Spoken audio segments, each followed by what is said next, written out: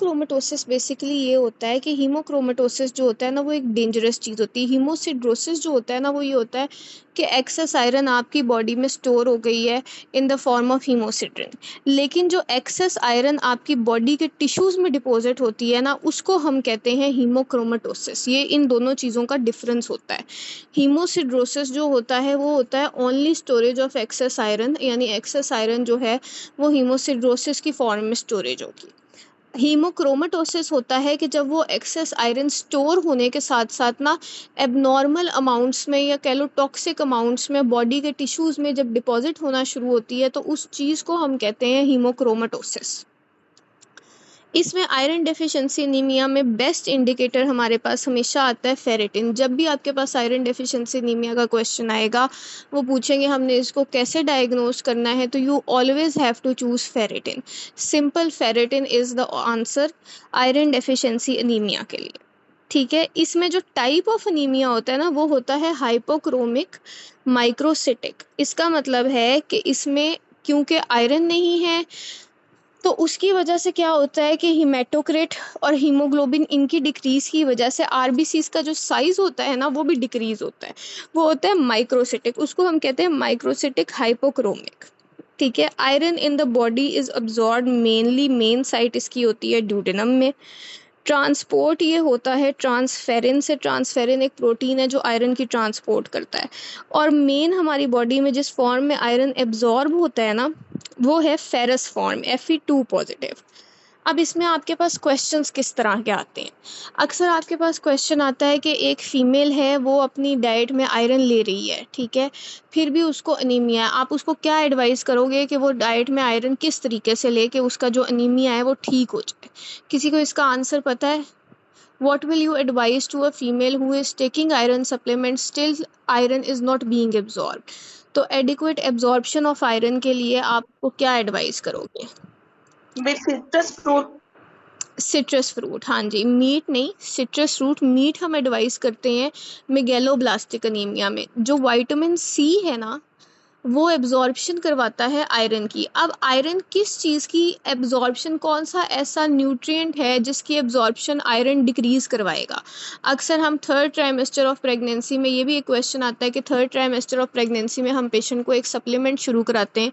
वो हम शुरू कराते हैं क्योंकि आयरन उसकी एब्जॉर्प्शन डिक्रीज कराता है। वो कौन सा सप्लीमेंट है? हाँ जी, कैल्शियम। ठीक है, ये दो एमसीक्यूज आपके पास आयरन डेफिशिएंसी एनीमिया के हवाले से आते हैं कि आयरन डेफिशिएंसी एनीमिया में एक तो विटामिन सी या सिट्रस फ्रूट्स जो होते हैं ना वो इसकी एब्जॉर्प्शन ज़्यादा कराते हैं। ठीक है, और आयरन इटसेल्फ जो है वो कैल्शियम की एब्जॉर्प्शन को हिंडर करता है, जिसकी वजह से हम थर्ड ट्राइमेस्टर में पेशेंट को कैल्शियम साथ स्टार्ट करवाते हैं।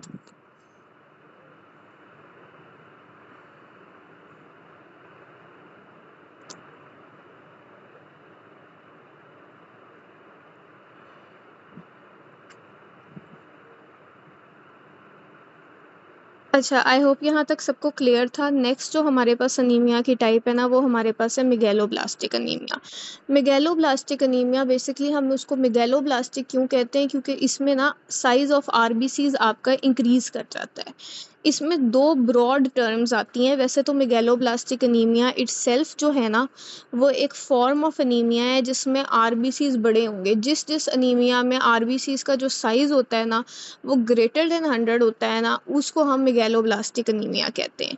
इसमें आ जाता है अगर आप ड्रग इंड्यूस लोगे तो मिथोट्रिक्सेट की वजह से, लिवर डिजीज़ की वजह से, अल्कोहल की वजह से, डेफिशिएंसी ऑफ न्यूट्रिएंट्स यानी विटामिन बी 12 और फोलेट की वजह से। ठीक है, ये सारी कॉजेज़ हैं जो मेगैलोब्लास्टिक अनीमिया कराती हैं। इसमें हम सबसे पहले जो पढ़ेंगे ना वो हम पढ़ेंगे बी 12 और फोलेट। ठीक है, बी 12 और फोलेट डेफिशिएंसी की वजह से जो हमारे पास अनीमिया आता है ना वो होता है मेगैलोब्लास्टिक अनीमिया। बी 12 डेफिशिएंसी में आपके पास आ जाता है मीट। बेसिकली क्या होता है कि बी 12 आपके पास मीट में होता है, तो आपके पास ये बहुत कॉमन क्वेश्चन आता है, एक पेशेंट है वो सिर्फ मीट ले रहा है, ठीक है, तो उसको कौन सा अनीमिया होगा? इसका कोई मुझे आंसर बता सकता है? एक पेशेंट है उसने सिर्फ मीट डाइट ली है, उसको कौन से न्यूट्रिएंट की डेफिशिएंसी की वजह से अनीमिया होगा? आयरन डेफिशिएंसी अनीमिया नहीं होगा, उसको फोलेट डेफिशिएंसी अनीमिया होगा। हाँ जी, फोलेट डेफिशिएंसी। और अगर एक पेशेंट है उसने सिर्फ वेजिटेबल डाइट लिया, वो मीट लेता ही नहीं है, उसको कौन सा अनीमिया होगा? हाँ जी। अच्छा, कौन से अनीमिया में आपके पास सीएनएस सिम्टम्स होते हैं? पारेस्थीसिया, नमनेस, ये सब किस में होता है?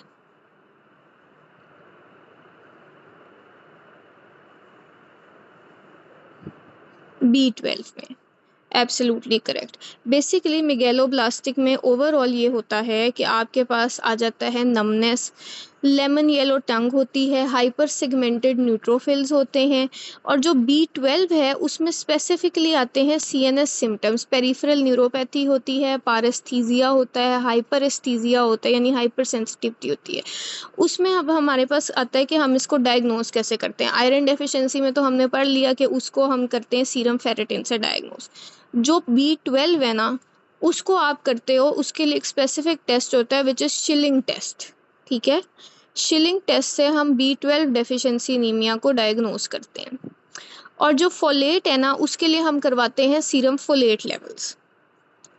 ठीक है।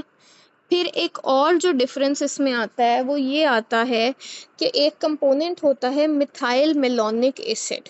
ठीक है, ये एक कंपोनेंट होता है बॉडी के अंदर जिसकी एक्सक्रीशन B12 डेफिशिएंसी एनीमिया में ज़्यादा हो जाती है, जबकि फोलेट में MMA मिथाइल मेलोनिक एसिड का जो लेवल होता है ना in the urine, that is normal. ठीक है, we have a component in our body which is called methyl malonic acid. Methyl malonic acid B12 deficiency में जो है यूरिन में एक्सट्रीम या एक्सेस अमाउंट्स में सिक्रीट होता है। लेकिन अगर किसी को फोलेट डेफिशिएंसी एनीमिया है तो उसके यूरिन में MMA जो है वो नॉर्मल अमाउंट्स में होगा, यानी जितनी अमाउंट में आम तौर पे यूरिन में होता है ना उतनी ही अमाउंट में होगा। फिर नेक्स्ट मेगैलोब्लास्टिक एनीमिया में जब आप बोन मैरो एस्पिरेट लेते हैं ना तो आपके पास आता है हाइपर सेलुलर बोन मैरो। ये सारे के सारे MCQ पॉइंट्स हैं। ठीक है, हम सिर्फ MCQ पॉइंट्स के हवाले से जो है ना हम अनीमियास को एक ओवरलुक करें। इसके बाद आप लोगों ने अपनी जो थेरी की बुक है ना नसीम शिरजाद, उससे इसको एक रीड देना है और डबल ए के 100 MCQs आज आपने करने हैं। ठीक है, जो नेक्स्ट 100 MCQs हैं, do practice those, try to do as much of these as possible इस टाइम में, क्योंकि देखो अगर आपके इस वक्त आपका सिर्फ एक लेक्चर होता है एक बुक से। ठीक है, दो थ्योरी के लेक्चर्स होते हैं, दोनों के लिए बुक आपके पास सेम है, हम नसीम शहजाद ही फॉलो करते हैं।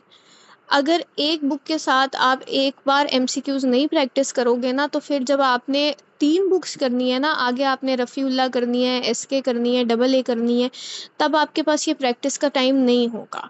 सेकेंडली, फिर अगर आपने एक दफ़ा MCQs देखे होते हैं ना, बेशक आप याद ना करो, आप उसका रट्टा ना लगाओ, आप कुछ ना करो, आप प्रैक्टिस भी ना करो, आप बस एक दफ़ा देख लो, तो जब कोई और आपको MCQs पढ़ के सुना रहा होता है ना या पॉइंट्स पढ़ के सुना रहा होता है तो इट इज़ ईज़ी, आपको पता होता है कि ये कहाँ से बोल रहा है। लेकिन अगर आप पहली दफ़ा ही सुनोगे ना, उस वक़्त आपको नहीं समझ आएगी। तो डू ट्राई कि मैं आपको यहाँ पर MCQ पॉइंट्स कराती हूँ, इसके बाद आपने पूरी कोशिश करनी है कि आप एटलीस्ट, अगर आप पूरे 100 200 नहीं कर सकते, 10 20 50 इतने MCQs कर लो कि आपको बाद में पता हो कि ये चीज़ अगर आई है तो ये पास पेपर से आई है। ठीक है, B12 की जो एब्जॉर्प्शन होती है ना वो होती है आइलियम से, और फोलेट की जो एब्जॉर्प्शन होती है वो जेजुनम से होती है। इसके लिए हमारे पास एक निमोनिक भी था, आयरन फिस्ट ब्रो, जिसमें आयरन जो है वो ड्यूडेनम से होता है, जेजुनम से फोलेट होता है, और B12 जो है वो आइलियम से होता है। अब जो चीज़ इसको B12 को और फोलेट को ट्रांसपोर्ट करती है वो कौन सी होती है? B12 की ट्रांसपोर्ट होती है, हमारे पास एक प्रोटीन होता है, जैसे हमने आयरन का पढ़ा था ना, आयरन का हमने पढ़ा था ट्रांसफेरिन। ठीक है, B12 का है ट्रांसकोबोलामिन 2, इससे B12 की ट्रांसपोर्ट होती है। ये हमारा दूसरा एनीमिया भी कंप्लीट हो गया। हमने आयरन डेफिशिएंसी की है, अब हमने मेगैलोब्लास्टिक एनीमिया की है। मेगैलोब्लास्टिक में हमने उसकी कॉजेज़ की थी कि हर एनीमिया जिसमें RBCs का साइज़ जो होता है वो ग्रेटर देन 100 होता है, that is megaloblastic anaemia. It has different causes among drugs, इसमें मीथोट्रिक्सेट बहुत कॉमन आता है कि मीथोट्रिक्सेट जो होता है वो आपका मेगैलोब्लास्टिक एनीमिया करता है।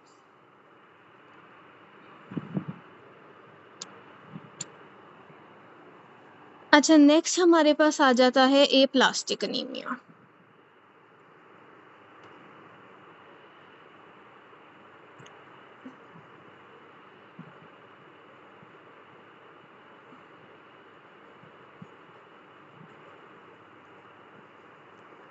अच्छा, बेसिकली ए प्लास्टिक अनीमिया है क्या? ए प्लास्टिक अनीमिया जो है वो एक type of autoimmune anaemia है which results from the failure of bone marrow to make sufficient cells. यानी इसमें क्या होता है, हमने कल पढ़ा था कि हमारे जितने भी सेल्स हैं वो बेसिकली बनते तो बोन मैरो से हैं। WBCs, RBCs, प्लेटलेट्स, ये सारे अपने जो छोटे प्रोडक्ट्स, स्मॉल प्रोडक्ट्स होते हैं उनसे आगे जाके मेच्योर होके ये बनते हैं, तो ये बनते तो बोन मैरो में। ठीक है, अब बोन मैरो ही अगर किसी का काम करना बंद कर दे तो उससे क्या होगा, उससे कि ये होगा कि एकदम से ना आपकी तीनों जो सेल लाइंस है ना वो डिक्रीज कर जाएंगी, वो कम हो जाएंगी। ठीक है, और यही इसका हॉलमार्क है कि ए प्लास्टिक एनीमिया में बेसिकली ये होता है कि बोन मैरो फेलियर की वजह से पैनसाइटोपिनिया होता है। पैनसाइटोपिनिया का मतलब है कि आपकी जो तीनों सेल लाइंस हैं वो डिक्रीज कर जाएंगी। ठीक है, सबसे कॉमन ये MCQ है, मोस्ट कॉमन इनहेरिटेड कॉज जो है अगर किसी को हेरिडिटरी है, ठीक है, तो उसमें most common inherited cause of aplastic anaemia is Fanconi syndrome. ठीक है, फैनकनी सिंड्रोम में बेसिकली क्या होता है, इनएडिक्वेट रीअब्जॉर्प्शन होती है किडनीज में से, जिसकी वजह से पॉलीयूरिया, पॉलीडिप्सिया, डिहाइड्रेशन होती है फॉल्टी जीन्स की वजह से। ठीक है, इसका एक सिम्टम होता है ए प्लास्टिक अनीमिया भी। Most common inherited cause of aplastic anaemia is Fanconi syndrome. इसके बाद वायरल कॉजेज आ जाती हैं, किसी वायरस की वजह से भी हो सकता है कि कोई वायरस आपकी बॉडी में एंटर करे, वो बोन मैरो को अटैक करे, बोन मैरो फेलियर हो जाए और पैनसाइटोपिनिया और अनीमिया हो जाए। इसमें सबसे कॉमन जो आता है वो होता है पार्वो वायरस। ठीक है, पार्वो वायरस मोस्ट कॉमन है, after which we have Epstein Barr virus, HIV and hepatitis C virus, but most common आपके पास जो है वो पार्वो वायरस है। अब ए प्लास्टिक एनीमिया में बेसिकली क्या होता है कि ए प्लास्टिक एनीमिया में मेन जो चीज़ है, एक तो पैनसाइटोपिनिया है कि आपकी तीनों सेल लाइंस जो है वो डिक्रीज कर जाएंगी। वो क्यों डिक्रीज करेंगी, बोन मैरो फेलियर की वजह से। ठीक है, उसके बाद अब बोन मैरो फेलियर हो गया है। ठीक है, नॉर्मल जो बोन मैरो है उसमें जो स्टेम सेल्स होते हैं वो मैरो प्रोड्यूस करते हैं बोन में, वो इस तरह होता है। पर ए प्लास्टिक एनीमिया में क्योंकि बोन मैरो फेलियर है, इंजर्ड बोन मैरो है, तो उसमें क्या होगा कि उसमें आपको हाइपोसेलुलर बोन मैरो मिलेगा। जब बोन मैरो का हम टैप करेंगे ना तो it will be dry tap. ये MCQ पॉइंट है, हाइपोसेलुलर बोन मैरो किस डिजीज़ में मिलता है, ए प्लास्टिक अनीमिया में। जब हमने मेगेलोब्लास्टिक अनीमिया किया था उसमें हमने जब बोन मैरो टैप किया था तो हमारे पास था हाइपर सेलुलर बोन मैरो, यानी ज़रूरत से ज़्यादा बोन मैरो। इसमें हमारे पास हाइपोसेलुलर बोन मैरो है। ठीक है, यहाँ तक सबको समझ आ गई है, किसी को कोई कंफ्यूजन तो नहीं है? Everybody clear?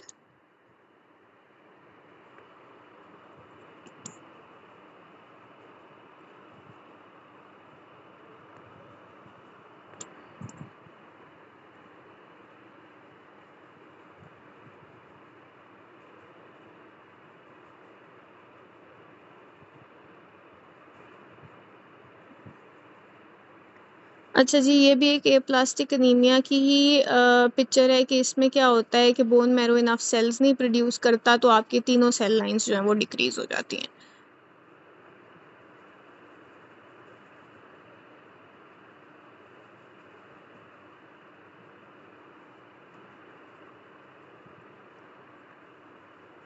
अच्छा, नेक्स्ट जो हमारे पास अनीमिया आता है ना वो हमारे पास आता है हेरिडिटरी सफेरोसाइटोसिस।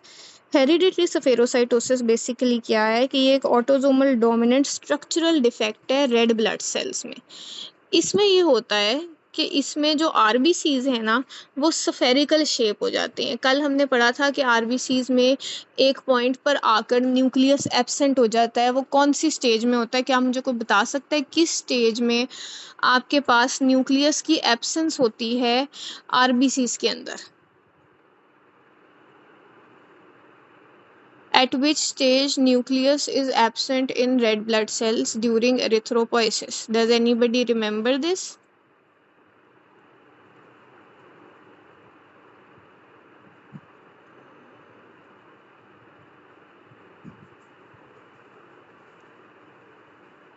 हाँ जी, रेटिकुलोसाइट। और अगर आपके पास रेटिकुलोसाइट के अलावा ऑप्शन लेट नॉर्मोब्लास्ट का है तो you have to prefer late normoblast. ठीक है, पर ये दोनों स्टेजेस होती हैं जिसमें आपके पास न्यूक्लियस की एब्सेंस हो जाती है। और अब हमारे पास जब नॉर्मल आरबीसी में न्यूक्लियस एब्सेंट होता है ना, तो उसमें क्या होता है, एक बाइकनकेव सी शेप बनती है। ये बाइकनकेव शेप जो होती है ना, ये नॉर्मल आरबीसी की शेप होती है। अब हमारे पास हेरिडिटरी सफेरोसाइटोसिस में क्या होता है कि इसमें हमारे पास एक स्ट्रक्चरल डिफेक्ट आ जाता है जो इसकी ये बाइकनकेव शेप नहीं बनने देता। इसमें क्या होता है कि एक ऑटोसोमल डोमिनेंट डिफेक्ट होता है जिसमें हमारे पास स्फेरिकल शेप्ड आरबीसीज बनते हैं। ठीक है, इसमें हमारे पास स्पेक्ट्रिन चेन की वजह से स्फेरिकल शेप्ड आरबीसीज बनते हैं और इंक्रीज एमसीएचसी होता है। इसकी वजह से ये आरबीसीज क्योंकि ज़्यादा देर तक अपनी स्फेरिकल शेप रिटेन नहीं कर पाते, ठीक है, इनकी डिस्ट्रक्शन होना शुरू हो जाती है। ठीक है, ये क्या करते हैं, ये स्प्लीनिक ट्रैपिंग करते हैं। स्प्लीनिक ट्रैपिंग का बेसिकली मतलब ये है कि देखो हमारी जो ब्लड वेसल्स है ना, वो अकस्टम्ड है एक स्पेसिफिक साइज के आरबीसी के लिए। हमारे लिए तो नॉर्मल आरबीसी का जो शेप है वो बाइकनकेव है। हमारी ब्लड वेसल्स को भी उसी चीज़ की आदत है कि ये बाइकनकेव होंगे, हमने इनको जाने देना है। अब जब वो उस बाइकनकेव से थोड़ा सा एक डिफरेंट मोटे साइज का आरबीसी होता है ना, तो हमारी ब्लड वेसल्स में जा करके वो फंस जाता है। उस चीज़ को हम कहते हैं स्प्लीनिक ट्रैपिंग। ठीक है, जब स्प्लीनिक ट्रैपिंग हो जाती है ना, यानी स्प्लीन की ब्लड वेसल्स में ये जाकर फंस जाएगा, तो आपकी जो स्प्लीन है वो इसको अपनी तरफ लाने की कोशिश करेगी या अपना जो एक ब्लॉकेज है उसको क्लियर करने की कोशिश करेगी, जिसकी वजह से वो ओवरवर्क होएगी। उसकी वजह से उसमें स्प्लीनोमेगैली होगी। तो सबसे कॉमन जो फीचर होता है ना हेरिडिटरी सफेरोसाइटोसिस में, दैट इज स्प्लीनोमेगैली। इसके लिए जो मेन आपने एमसीक्यू में याद रखना है वो ये है कि एक तो स्पेक्ट्रिन की डिफेक्ट की वजह से जो है ना आपके पास हेरिडिटरी सफेरोसाइटोसिस होता है। और इसका जो टेस्ट है ना वो है osmotic fragility test. The test which we do for the diagnosis of hereditary spherocytosis is called osmotic fragility test.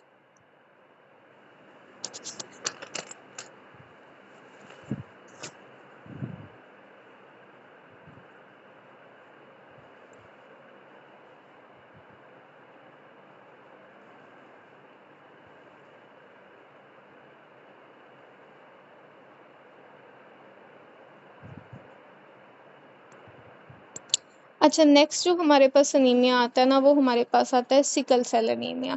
Sickle cell anaemia भी बेसिकली एक टाइप है हीमोलिटिक अनीमिया का। इसमें क्या होता है, अब haemolytic anaemias basically haemolytic anaemias वो अनीमियाज होते हैं जिसमें आपके जो आरबीसीज होते हैं ना वो डिस्ट्रॉय होना शुरू हो जाते हैं। इसमें पॉइंट म्यूटेशन होती है क्रोमोसोम नंबर 6 पर। वो पॉइंट म्यूटेशन जो होती है वो होती है बीटा ग्लोबिन चेन की। ठीक है, पॉइंट म्यूटेशन होती है बीटा ग्लोबिन चेन की। हमने पढ़ा था कि हमारा जो हीमोग्लोबिन है ना वो बेसिकली 4 चेन से बनता है, 2 अल्फा चेन से और 2 बीटा चेन से। जो उसमें से एक बीटा चेन होती है ना, उसके क्रोमोसोम 6 पर पॉइंट म्यूटेशन होती है, यानी एक स्पेसिफिक जगह पर जाकर म्यूटेशन होती है, जिसमें क्या होता है कि ग्लूटेमिक एसिड जो है वो वेलिन से रिप्लेस हो जाता है। ठीक है, जिसकी वजह से हमारे पास एक एबनॉर्मल शेप का आरबीसी बनता है which is sickle shaped RBC. ठीक है, इसको हम दो टाइप्स में डिवाइड करते हैं। इसका एक टाइप होता है हेट्रोजाइगस जो कि सिर्फ ट्रेट होता है, और ये प्लाज्मोडियम फेल्सीपैरम मलेरिया से प्रोटेक्टिव होता है। यानी अगर किसी को ट्रेट है, उसको एक्चुअल सिकल सेल डिजीज नहीं है लेकिन उसमें ये ट्रेट है कि उसके पॉइंट म्यूटेशन की जीन्स है, हेट्रोजाइगस ट्रेट है, तो that person is protected from Plasmodium falciparum. ठीक है, प्लाज्मोडियम फेल्सीपैरम मलेरिया का एक वेरिएंट है। ठीक है, और जिसमें क्रेसेंट शेप जो है ना ऑर्गेनिजम्स होते हैं।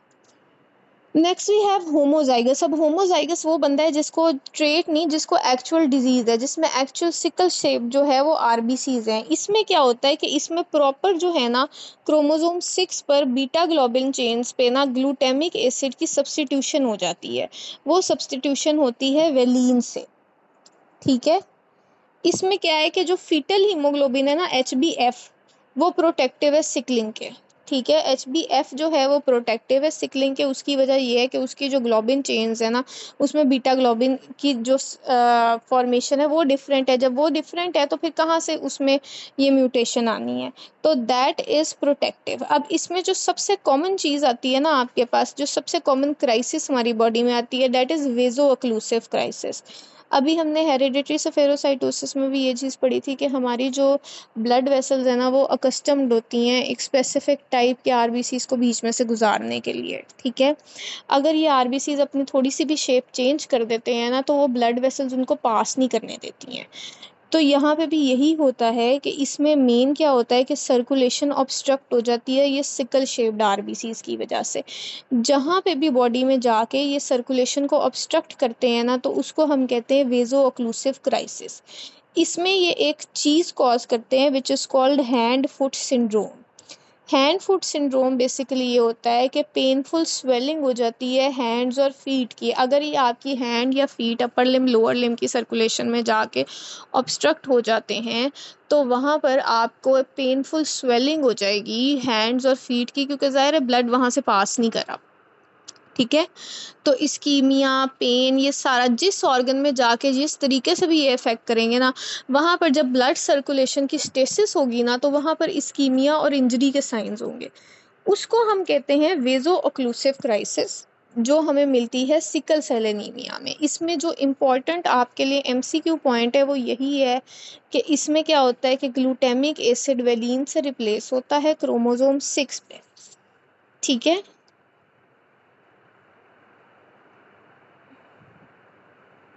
हाँ जी, G6PD अलग है, हेरिडिटरी सेफेरोसाइटोसिस अलग है, ठीक है। हेरिडिटरी सेफेरोसाइटोसिस में बेसिकली ये होता है कि स्फेरिकल शेप्ड आरबीसीज होते हैं स्पेक्ट्रिन चेन की डेफिशिएंसी की वजह से, यानी उसमें डिस्टॉर्शन की वजह से। G6PD जो होता है वो एक इनहेरिटेड एक्स लिंक डिसऑर्डर है which is common in males, ठीक है। वो होता है most common enzyme linked haemolytic anaemia और एंजाइम की डेफिशिएंसी की वजह से होता है। यहाँ तक सबको हेरिडिटरी सेफेरोसाइटोसिस सिकल सेल समझ आ गया। नेक्स्ट अब हम G6 एनीमिया ही करेंगे।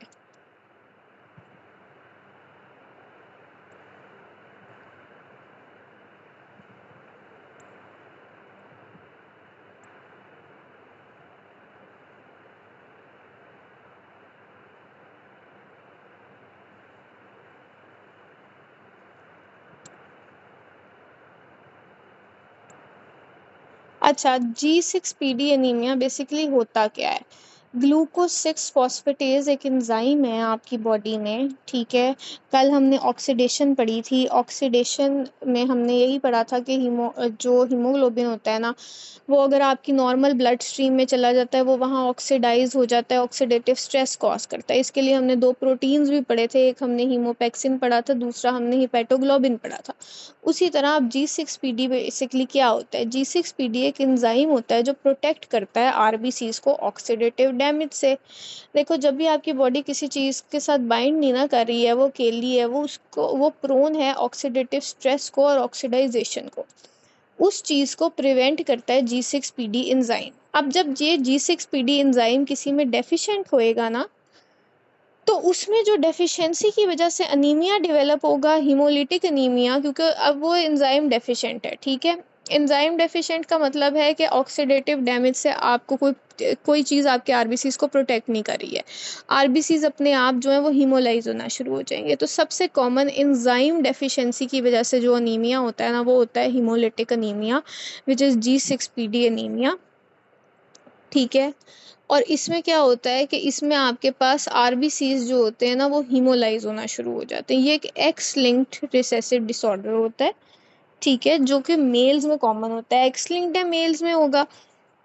इसमें आपके पास बेसिकली ये होता है कि 3 क्लासेस आती हैं। क्लास 1 में आपके पास सवेयर डेफिशिएंसी होती है, क्रोनिक हीमोलाइसिस जिसमें होता है, मतलब काफ़ी टाइम से आरबीसीज की डेफिशिएंसी सवेयर होने की वजह से ना आरबीसीज जो हैं वो हीमोलाइज होना शुरू हो जाते हैं।